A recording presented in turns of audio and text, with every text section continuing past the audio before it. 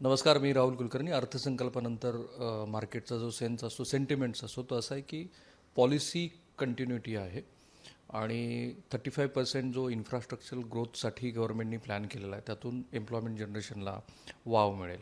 Overall बऱ्याचशा गुडी टाईप्सच्या सगळ्या प्रतिक्रिया येताना दिसतात. आपल्यासोबत राम रेड्डी आहेत, जे मॅनेजिंग डायरेक्टर आहेत बालाजी ग्रुपचे. सर, तुमची पहिली प्रतिक्रिया आजच्या बजेटवर?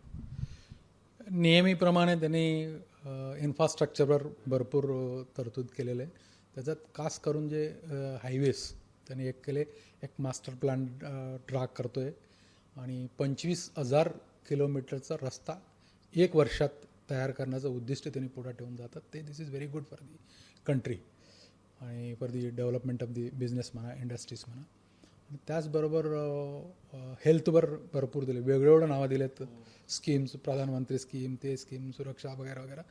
पण indirectly this will give lot of boost to the pharma and chemical industry. हे पैसे कुठं ना कुठं जाऊन शेवटी फार्मा इंडस्ट्रीजला लागणारच. आणि त्याचबरोबर बजेटमध्ये मी बघितलं 1-2 बेसिक सॉल्वेंट म्हणजे रॉ मटेरियल आहे, जसं एक methanol which is highest consumption in the country आणि ॲसिटिक ॲसिड. हे दोन्हीमध्ये 2.5% कस्टम्स ड्युटी कमी केलेलं दिसतो आहे. म्हणजे मेथनॉल टोटली इम्पोर्टवर अवलंबून आहे कंट्री, बाहेरूनच येतात. ज्याच्यामुळे फार्मा, ॲग्रो, केमिकल सर्वांनाच जरा थोडा रिलीफ मिळणार आहोत. आणि बाकीचं बघितलं तुम्ही, जी एस टीचा जो टार्गेट्स जे दिसतं आहे आपल्याला, फिगर्स दिसतं आहे, त्याच्यावरून दिसतो आहे एकदम परफेक्ट ट्रॅकवर आहे असं दिसतो आहे. आणि काही प्रोसिजर्स आता डिटेलमध्ये बघितलं नाही, काही प्रोसिजर्समध्ये त्यांनी रिलॅक्स केलं असं दिसतं आहे. म्हणजे कम्प्युटराईज केलेलं बरंच इम्पोर्ट एक्सपोर्टचं प्रोसिजर्स, जेणेकरून तुम्हाला पेपरवर्क कमी करून किंवा पेपर घेऊन DGFT किंवा कस्टम्समध्ये जायचं गरज पडणार नाही असं दिसतं. पुढे जाऊन तुम्ही ऑनलाईनच करू शकतो, which are very good for the industry. Overall असं दिसतं की जो मार्केट सेंटिमेंट आहे तो तर आहेच पॉझिटिव्ह, पण गेल्या 3-4 क्वार्टर्समधला, 3-4 महिन्यातला जर GST कलेक्शन आणि हे सगळं बघितलं, economy it seems to me on a right path. तेच ते कारण असेल की टिंकरिंग काही दिसत नाही आहे. करेक्ट आहे. तुम्ही म्हणता जे डिसेंबर एंडिंगचं तुम्ही समजा फिगर्स घेतलं ना, द एक्सपोर्ट्स वर ever highest in the country. म्हणजे भारतात मागचा तुम्ही 50 वर्षाचं हिस्ट्री सारखं घेतलं तरी डिसेंबर एंडिंगपर्यंत झालेलं आहे. It was ever highest, even production म्हणा आणि हे म्हणा, आणि इवन GSTचं पण तसं आहे. This shows that we are in the right path. एकच आहे की ते एक्सपोर्टचा जो आपला फॉरेक्सचा जो reserves, earlier country use to maintain 16 ते 17 महिन्याचा फॉरेक्स आपण रिझर्व ठेवायचे. पण आत्ता एक 15 दिवसपूर्वी असं झालेलं आहे, ते it has become only 9 months reserves आहेत. म्हणून थोडं they have to take corrective action. Because त्याचंही कारण सांगतो मी गव्हर्नमेंटचा. I am too small but I would like to say. त्यांनी काय केले, पॅन्डेमिक सिच्युएशनमध्ये बऱ्याच फार्मा केमिकल इंडस्ट्रीमध्ये एकदम बूस्ट झालेलं आहे. त्यांना जे असलेलं वर्षानुवर्ष असलेलं बेनिफिट्स सडनली एक वर्षापासून त्यांनी विथड्रॉ केले. 1 वर्ष 6 महिन्यापासून विथड्रॉ केलेला आहे, लाईक MES वगैरे बेनिफिट. आणि त्याचं कारण असं दिलं की फार्मा केमिकलला काही गरज नाही आहेत, because their balance sheets are very good. असं हे कमेंट्स करणे खरं म्हणजे विच इज नॉट गुड. आणि त्याचं रिपरकेशन आत्ता दिसतोय मला. म्हणजे तो 17 महिन्याचा तुमचं रिझर्व 9 महिन्याचा खाली आलं, म्हणजे you have to take corrective steps. You have to give the again encouragement and boosting for the export community. तुम्ही ज्या सेगमेंटमध्ये काम करतात तिथे आज काय आहे, प्रॉस्पेक्ट काय आहे? डेफिनेटली व्हेरी गुड फ्युचर दिसतो आहे.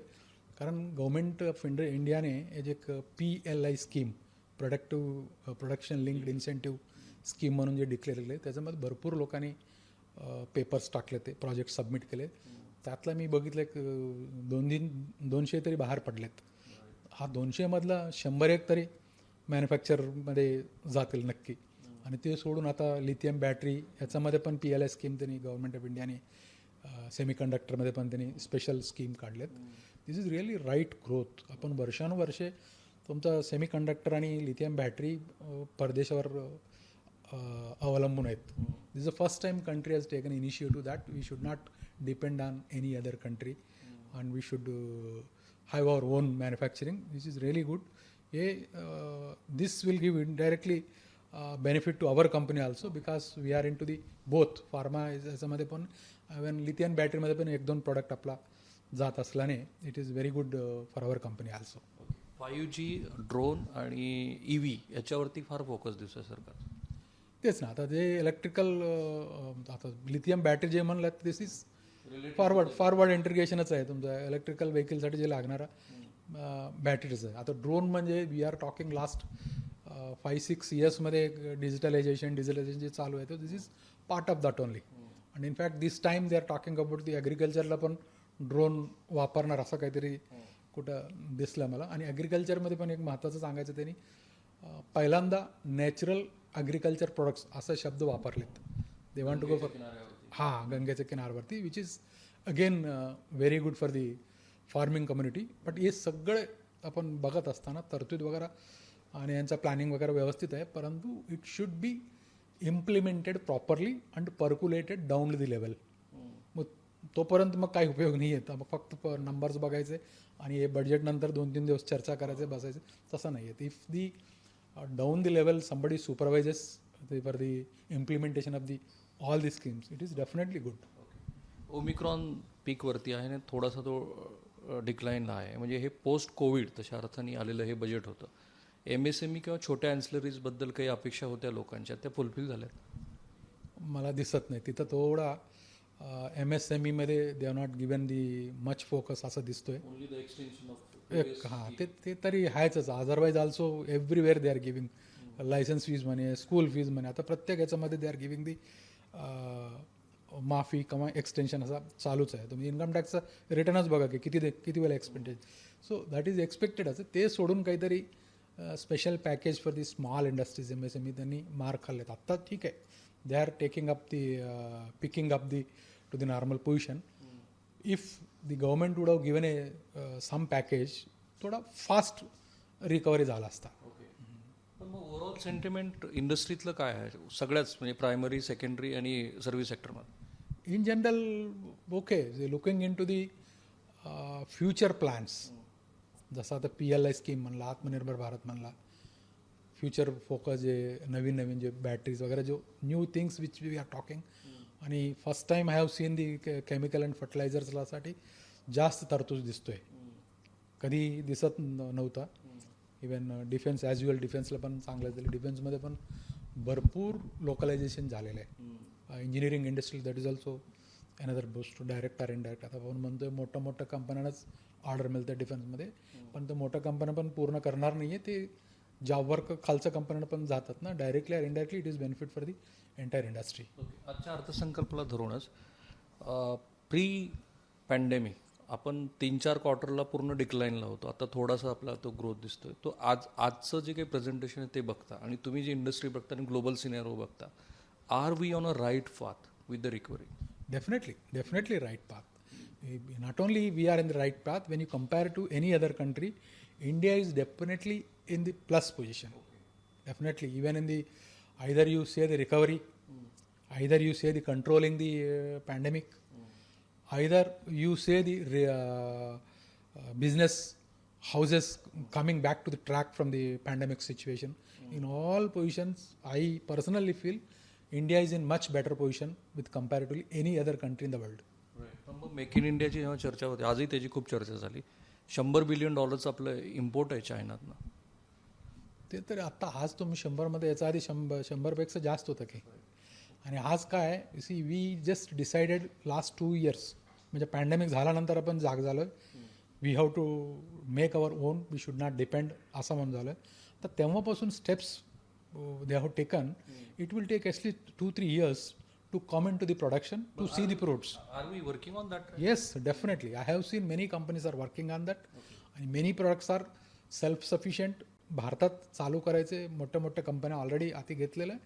Definitely you will see coming 4-5 इयर्समध्ये you will see this impact on the import. Last प्रश्न, की जो एक मेजर कन्स्ट्रेन आहे तुम्ही एम्प्लॉयमेंट जनरेशनचा, आजच्या बजेटनंतर ठीक आहे पायाभूत सुविधेवरती तुम्ही 35% वगैरे टाकताय, तो एक महत्त्वाचा कोर सेक्टर आहे, त्याच्यावरती होलिस्टिक अप्रोचने आपण विचार केला असं वाटतंय? डेफिनेटली. सी आपण आता जसं म्हणलं तुम्ही इन्फ्रास्ट्रक्चरवर खर्च होईल. See the moment you do the infrastructure, the new industry will come. New industry, when they come, then the employment definitely generation will be there. See, these are all indirect impacts. असं direct तुम्ही नोकरी द्या म्हणजे जोपर्यंत industry चालू होत नोकरी कुठून देणार गव्हर्नमेंट? बेसिक पासून जो करतोय, फाउंडेशन पासून जे करतं ते इन्फ्रास्ट्रक्चर चालू करायचे, त्याच्यामधून मग इंडस्ट्री, बिझनेस, व्हेरियस सेक्टर जसं हेल्थ म्हणा, तुमचा डिफेन्स म्हणा, फर्टिलायझर, ॲग्रिकल्चर, प्रत्येक याच्यामध्ये दिसतोय. So if they all come, definitely the your employment growth also you will see. Sir मी पर्सनली एन्डॉर्स करत नाही, पण आपल्याकडे ती पद्धत आहे 10 out of for this budget. How many marks you I know it's quite difficult and there are certain things. Yeah, we since it is only few hours, we have not seen minute. ते आपल्या सरकारचं कधी कधी खास असतो. खास असा नाही खास असं असतात की दिसायला मोठा दिसतोय, पुढं शेवटचं काहीतरी नोट म्हणून काहीतरी मायनस पॉईंट असतो. जोपर्यंत तुम्ही डिटेलमध्ये बघत नाही, it is difficult to say. But if you go on the highlights, if you go on the मोठी middle and above major industry किंवा कंट्रीसाठी it's good. But as you said MSME ला थोडा नाराज दिसतो. Not ready to give any marks. Yes yes yes. Thank you sir. Thank you. मला यांचं मत फार महत्त्वाचं वाटतं, कारण त्यांचा जो एक ग्लोबल प्रॉस्पेक्ट फार चांगला आहे.